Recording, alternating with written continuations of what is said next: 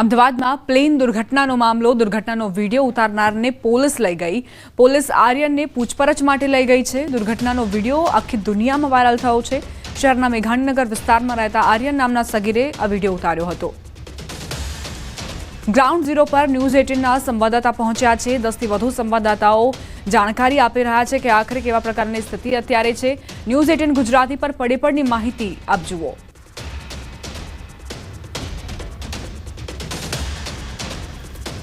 શહેરના મેઘાણીનગર વિસ્તારમાં રહેતા આર્યન નામના સગીરે જે વિડીયો ઉતાર્યો હતો તેને લઈને પોલીસ પૂછપરછ કરશે. જાણકારી મેળવશે કે આખરે જે આ વિડીયો તેણે ઉતાર્યો છે તે કેટલા સમયનો કેટલા વાગ્યાનો છે. આ વિડીયો અંગે પૂછપરછ કરશે પોલીસ. પ્લેન ક્રેશ સમયનો આ વિડીયો ઉતારનાર આર્યનને મીડિયાથી દૂર રાખવાનો પ્રયાસ કરાયો છે. પોલીસ આર્યન અને જેમનું મકાન છે તે કૈલાશબેનને અજ્ઞાત સ્થળે લઈ ગઈ છે. અનેક સવાલો અહીં ઉદ્ભવી રહ્યા છે. બીજી તરફ પોલીસ એ પૂછપરછ કરી રહી છે આર્યન અને સાથે જ આર્યન જેમના ઘરમાં રહેતો હતો કૈલાશબેન રહેવા માટે આવ્યો હતો તેમને પણ અજ્ઞાત સ્થળે પૂછપરછ માટે લઈ જવામાં આવ્યા છે. પૂછપરછ કરશે પોલીસ, પરંતુ સાથે અહીં સવાલ એ થઈ રહ્યો છે કે આખરે મીડિયાથી તેને દૂર રાખવાનો પ્રયાસ કેમ કરવામાં આવી રહ્યો છે. આર્યને એવું પણ નિવેદન આપ્યું કે તે ગામડેથી આવે છે અને ત્યાં આ પ્રકારના એરોપ્લેન તેને જોવા નથી મળતા. કુતૂહલતાવશ તેણે આ વિડીયો ઉતાર્યો હતો, પરંતુ તેને એ નહોતી ખબર કે જે આગામી પળ છે તે દરમિયાન શું બનશે. આ પ્લેન તે દુર્ઘટનાનો શિકાર બનશે. તેણે તો માત્ર ને માત્ર પોતાની કુતૂહલતાવશ આ વિડીયો ઉતાર્યો હતો અને તે સતત એ વિડીયો ઉતારતો રહ્યો. જ્યારે આ દુર્ઘટના બની, જ્યારે આગની અગન જ્વાળાઓ તેને જોવા મળી ત્યારે તે સ્તબ્ધ થઈ ગયો, ચોંકી ઉઠ્યો કે આખરે આ શું થયું. શું ખરેખર પ્લેન ક્રેશ થયું કે પછી અન્ય કોઈ દુર્ઘટના સર્જાઈ? આખરે બન્યું શું? તેણે પોતાના પિતાને પણ ફોન કર્યો હતો કે તે અહીંથી તેને લઈ જાય, કારણ કે આ ઘટના બાદ તે સ્તબ્ધ થઈ ગયો હતો. તેને ડર લાગવા માંડ્યો હતો કે આખરે શું થયું. પ્લેન ક્રેશ સમયનો આ વિડીયો તેણે ઉતાર્યો જે આખી દુનિયામાં વાયરલ થઈ રહ્યો છે. અને આખરે આ પ્લેનમાં શું ક્ષતિ સર્જાઈ હતી, બોઈંગ 787 ડ્રીમ લાઇનરમાં આખરે શું બન્યું હતું. આ વિડીયો પરથી કેટલાક નિષ્ણાંતો પોતાના મંતવ્યો પણ રજૂ કરી રહ્યા છે કે આખરે કઈ ખામી સર્જાઈ હોઈ શકે છે. થ્રસ્ટ ઓછું થવાના કારણે જ આ દુર્ઘટના સર્જાઈ હોઈ શકે છે, અથવા તો એન્જિનમાં ખામીના કારણે બંને એન્જિન ફેલ થઈ જવાના કારણે પણ આ જે પ્લેન છે તે દુર્ઘટનાનું શિકાર બન્યો હોઈ શકે છે. આર્યન અને સાથે જ જે ઘરમાં આર્યન રહેવા માટે આવ્યો હતો, કૈલાશબેનનું આ ઘર છે, તેમને પણ અજ્ઞાત સ્થળે લઈ જવામાં આવ્યા છે અને પૂછપરછ કરવામાં આવી રહી છે કે આખરે શું બન્યું હતું, આર્યનને શું જોવા મળ્યું હતું.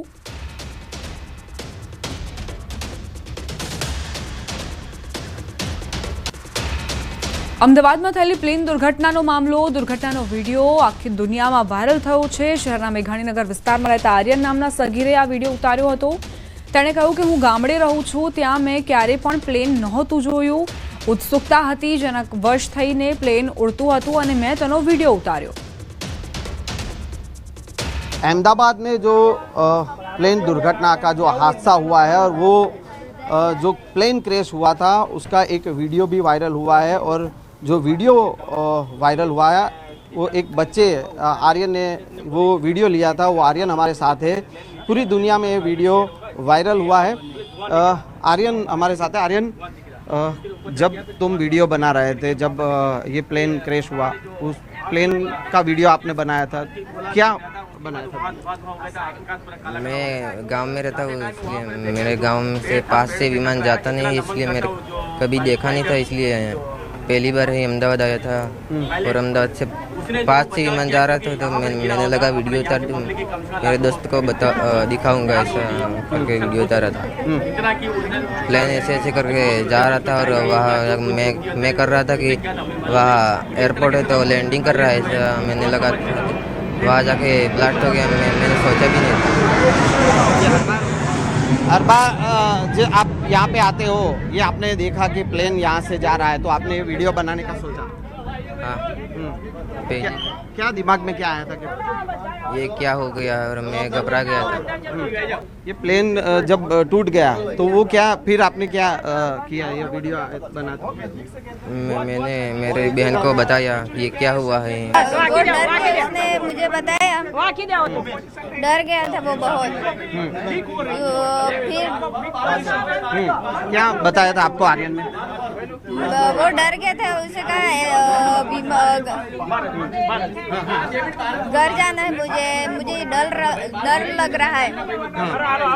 फिर बाद में पापा का फोन आया, फिर पापा को सब बताया कि ऐसा ऐसा हुआ है और उनको वीडियो भी भेज दिया।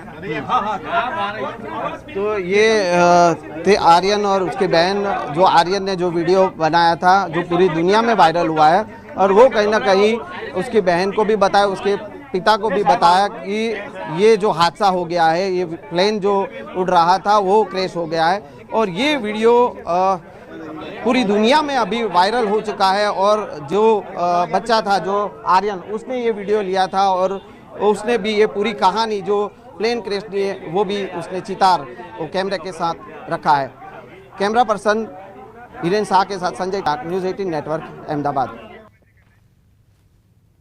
તો આર્યન નામનો આ સગીર જેણે ઉત્સુકતાથી કુતૂહલતાવશ આ વિડીયો ઉતાર્યો હતો, તેણે કહ્યું કે જ્યારે મેં આ વિડીયો ઉતાર્યો ત્યારે મને માત્ર એવું જ હતું કે આ પ્લેન જે ઉડી રહ્યો છે તેને હું મારા વિડીયોમાં, મારા ફોનમાં કેદ કરું। પ્લેન દુર્ઘટના થઈ અને જ્યાંથી એ વિડીયો જે છે તે ઉતાર્યો હતો, આર્યન નામના જે છોકરાએ જે છે તે વિડીયો ઉતાર્યો હતો, અને જે ઘર પરથી જે વિડીયો ઉતાર્યો હતો, કૈલાસબેન જે છે કે તેઓ આપણી સાથે છે, તેઓ પાસેથી જાણીશું। કૈલાસબેન, જે વિમાનની દુર્ઘટનાની જે ઘટના બની હતી, તમે શું જોયું? અમે દુકાન ઘંટી છે મારે, અમે ઘંટી બંધ કરી સાસુઓ બે ઘેર જતા હતા। ઘેર જતા હતા એટલે કોટના જોડે આ બાજુ અમારું મકાન છે, ત્યાં લીમડો છે, એ લીમડાના પત્તાને અડતા રહી ગયું। તો હું એમ કહું છું વહુને કે આ બલુંગ આગળ જતાં પડશે, કેમ કે પહેલાં પડ્યું હતું, એ પહેલાં કોતરપુરમાં પડ્યું હતું એટલે આ બલુંગ બી ત્યાં જ પડશે, શું આગળ જતાં જો આટલામાં પડશે તો આપણી વસ્તી બધી એ થઈ જશે।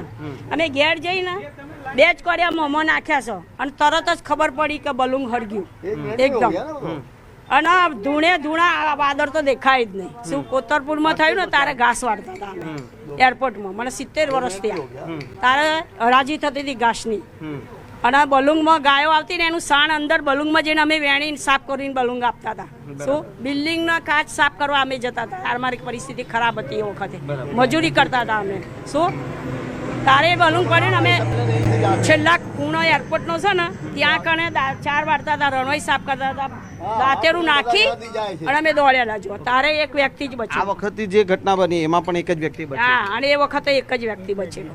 તો આ વખતે જે ઘટના બની એમાં બી તમને લાગ્યું હતું કે આવું થઈ શકે? હા, અમને તો ખબર જ હતી કે આ બલુંગ આખું થથડતું હતું, અને એ બલુંગ આટલે આવ્યું ત્યાં સુધી મશીન ચાલુ હતું, પછી બલુંગનું મશીન ચાલુ નહોતું, અવાજ નહોતો આવતો, આગળ જઈએ અવાજ નહોતો આવતો। ઓકે, हमें શું હતું સાહેબ કે આ પ્લેન જો यहाँ સામે લીમડું છે ત્યાં સુધી આવ્યો તો એને ટચ થતા રહી ગયા, બરાબર।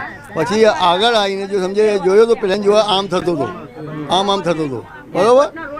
તો એને અમને લોકોને લાગ્યો કે પ્લેન કંઈ પડી શકે છે, એ તો ભગવાનની મહેર કે જો અહીંયા ના પડ્યો, આગળ જઈને પડ્યો, બાકી જો પ્લેન જો ચોક્કસ એ પોઝિશન હતો કે જો એને એવું લાગતું હતું કે જે પડી જશે।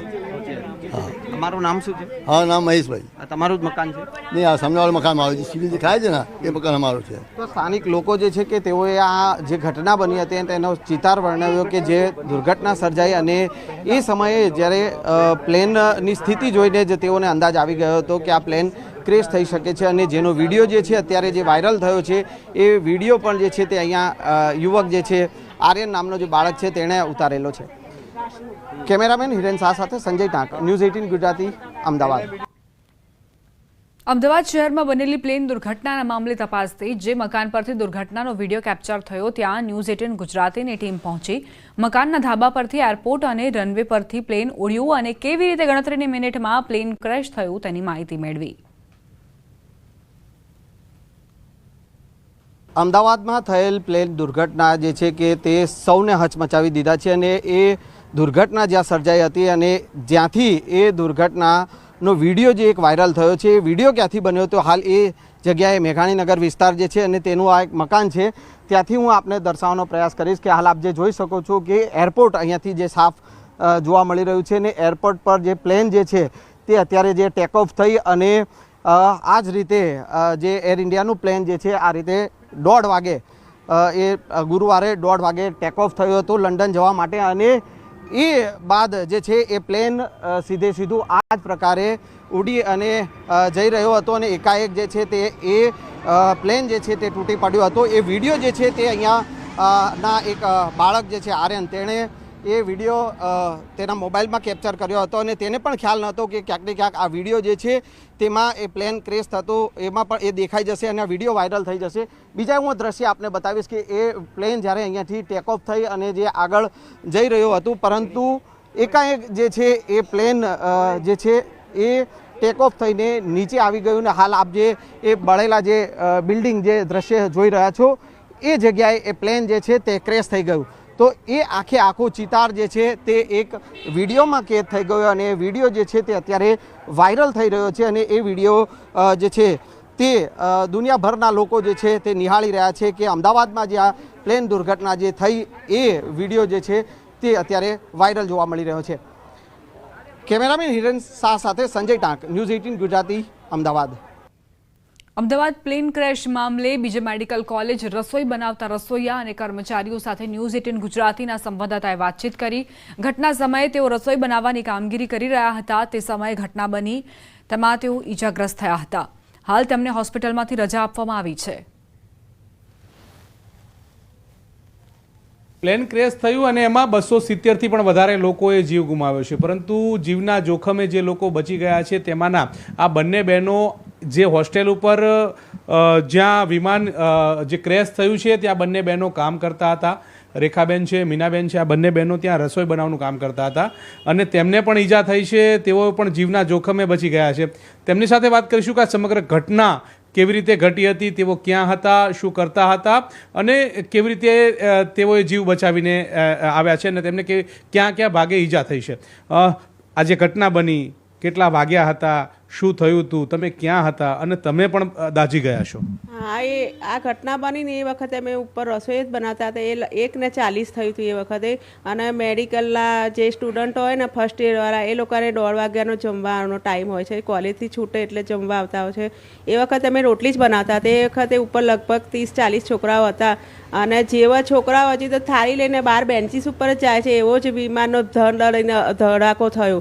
જાણે એક સાથે 10 બાટલા ગેસના ફૂટતા ને એવો પ્રચંડ વિસ્ફોટ એવો થયો ને તો અમે અમારો જીવ બચાવવા અમે દોડ્યા, પણ પાછળ જ આગ એટલી બધી હતી ને તો પાછળથી આગ જ મારી બાજુ આવીએ તો બી અમે પાછળ હાથે ને પગે ને બધે આમ ઈજા થઈ છે અમારી, પણ અમે અમારો જીવ બચાવવા કશું લીધું નથી. ચંપલ બી નથી પહેર્યા, પાકીટ, મોબાઈલ, બધી વસ્તુ અમારી ઉપરની ઉપર જ મૂકીને અમે બધા ભાગવાની જ વાત કરી છે.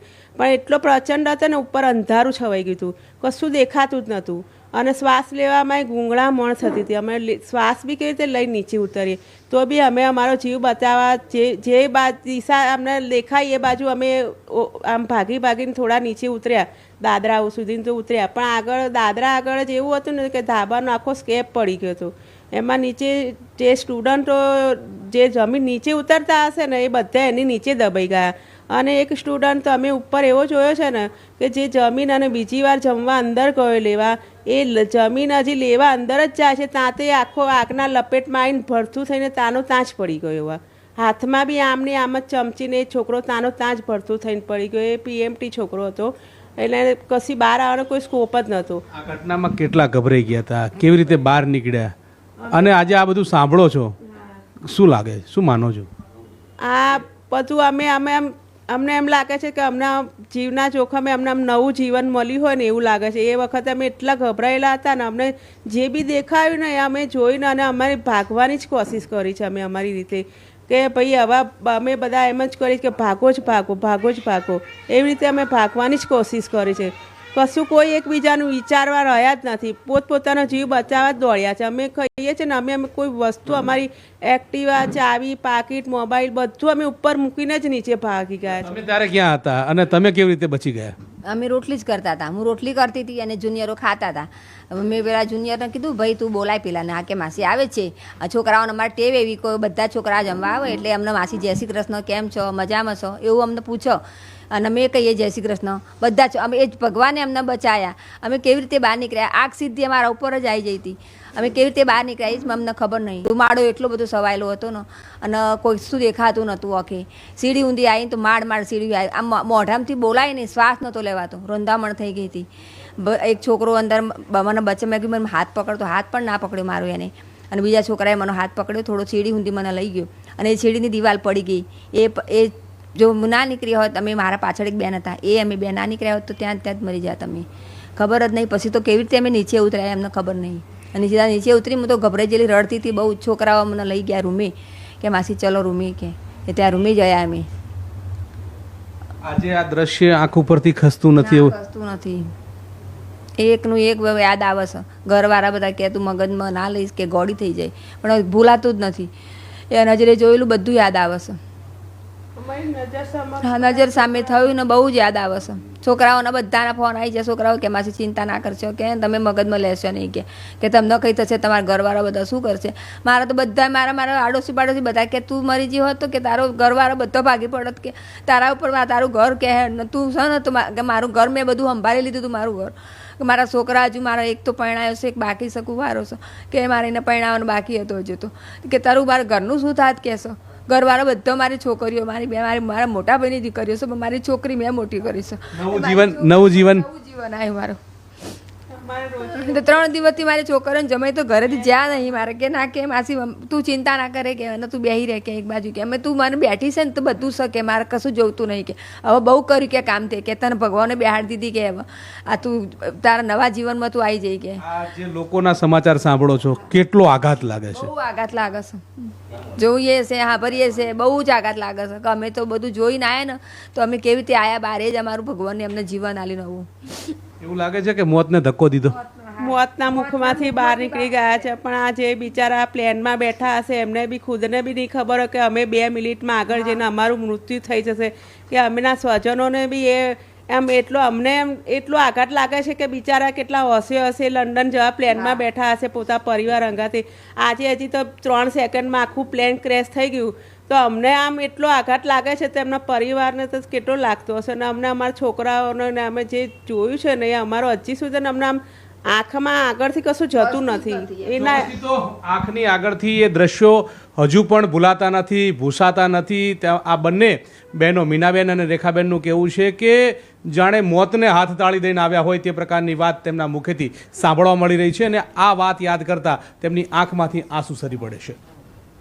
કેમેરા નિલેશ સોસા સાથે ગૌતમ શ્રીમાળી, ન્યૂઝ 18 ગુજરાતી, અમદાવાદ. મહત્વપૂર્ણ સમાચાર પ્રાપ્ત થઈ રહ્યા છે. એર ઇન્ડિયા પ્લેન ક્રેશને લઈને ડીએનએ ટેસ્ટને લઈ મહત્વની માહિતી બીજે મેડિકલના સૂત્રો પાસેથી માહિતી મળી છે. હજુ પણ 9 ઇન્ટરનેશનલ પેસેન્જરના પરિજનોના સેમ્પલ લેવાના બાકી. 4 ભારતીય નાગરિકોના સેમ્પલ લેવાના બાકી છે. અન્ય મૃતકોના પરિજનોએ સેમ્પલ આપવાની પ્રક્રિયા પૂર્ણ કરી. 72 કલાકમાં ડીએનએનો રિપોર્ટ આવશે. સંવાદદાતા વિભુ લાઈવ જોડાઈ ગયા છે. વધુ જાણકારી તેમની પાસેથી લઈએ. વિભુ, કેવા પ્રકારની જાણકારી અત્યાર સુધી ડીએનએ જે ટેસ્ટ લેવાની પ્રક્રિયા છે ક્યાં પહોંચી છે?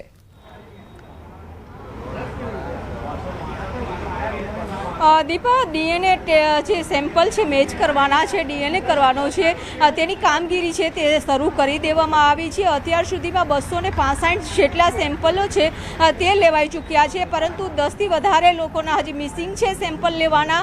તેને પણ વિનંતી કરવામાં આવી છે કે જે લોકો એટલે કે પરિવારજનો છે તે પરિવારજનો કોઈ મિસિંગ હોય છે તો તેનું સેમ્પલ આપવા માંગતા હોય તો બીજે મેડિકલ કોલેજ છે કે જ્યાં કસોટી ભવનમાં સેમ્પલ આપવાની પ્રક્રિયા હજુ પણ ચાલી રહી છે. તો સેમ્પલ આપવા માટે તે લોકો ત્યાં આવી જાય કે જેનો અતોપતો નથી પોતાના સ્વજનોનો, તો એ સેમ્પલ આપવા માટે આવી જાય તે માટેની સૂચનાઓ છે તે વારંવાર આપવામાં આવી છે. અત્યારે આપ જોઈ શકો છો કે બેઠક પૂર્ણ થઈ ગઈ છે અને ઋષિકેશ પટેલ છે તે અહીંથી નીકળી રહ્યા છે. સુપ્રિન્ટેન્ડન્ટની ઓફિસમાં વહેલી સવારથી જ સતત પ્રક્રિયા છે તે ચાલી રહી હતી. ઋષિકેશભાઈ પટેલે પણ બેઠક કરી અને ત્યારબાદ કોલ્ડ સ્ટોરેજ છે કે જેની મુલાકાત છે તે તે લીધી હતી, માહિતી લીધી હતી કે જે DNA સેમ્પલ મેચ કરવાની પ્રક્રિયાઓ છે તે જલ્દીમાં જલ્દી પૂર્ણ કરવામાં આવે અને સબ છે એટલે ડેડ બોડી છે તે પરિવારજનોને મળી જાય તે માટેની પ્રક્રિયા છે તે હાથ ધરવામાં આવે તે માટેની આખી માહિતી છે તે આરોગ્ય વિભાગ પાસેથી લીધી અને સતત સૂચનો છે તે પણ આપવામાં આવી રહ્યા છે. આરોગ્ય અત્યારે જે કોલ્ડ સ્ટોરેજ છે ત્યાં તમામની ડેડ બોડી છે તે રાખવામાં આવી છે. તો બીજી બાજુ બીજી મેડિકલ કોલેજમાં સેમ્પલ મેચ કરવાની કામગીરી પણ શરૂ છે તે કરી દેવામાં આવી છે. હવે અહીંથી તેઓ નીકળી રહ્યા છે અને ત્યારબાદ હવે બની શકે છે કે 72 કલાક પહેલાં પણ જો સેમ્પલ જેના પણ મેચ થઈ જશે તેને બોડી આપવાની પ્રક્રિયા છે તે પણ શરૂ કરી દેશે. અત્યારે હવે જે સ્વજનો છે એની ધીરજતા પણ ખૂટી રહી છે કારણ કે તેઓ પણ રાહ જોઈ રહ્યા છે કે પ્લેન ક્રેશમાં જેઓનું મૃત્યુ થયું છે તેના સ્વજનો રાહ જોઈ રહ્યા છે કે પરિવારજનનો મૃતદેહ મળી જાય અને તેની અંતિમ જે વિધિ હોય છે તેની પ્રક્રિયા પૂર્ણ કરે. પરંતુ અત્યારે DNA માટેના જે સેમ્પલ છે તે 265 જ થયા છે. જે લિસ્ટ પ્રમાણે હજુ પણ 10 થી 12 લોકો જેવા છે કે જેનું સેમ્પલ છે તે સિવિલ હોસ્પિટલના બીજી મેડિકલ કોલેજમાં આવ્યું નથી. તેની પણ રાહ જોવાઈ રહી છે કે જલ્દીમાં જલ્દી એ પ્રક્રિયા પણ પૂર્ણ કરવામાં આવે. આભાર વિભુ જાણકારી આપવા માટે. તો DNA સેમ્પલ લેવાની જે પ્રક્રિયા છે તે પૂર્ણ થવાના આરે છે પરંતુ 9 વિદેશી પ્રવાસીઓ જેમના હજુ પણ સેમ્પલ લેવામાં નથી આવ્યા તેમના પરિજનોને અપીલ કરવામાં આવી રહી છે કે તેઓ આવે અને ત્યારબાદ સેમ્પલ આપે જેથી જાણકારી મળી શકે કે આખરે આ જે મૃતદેહો છે તે કોના છે.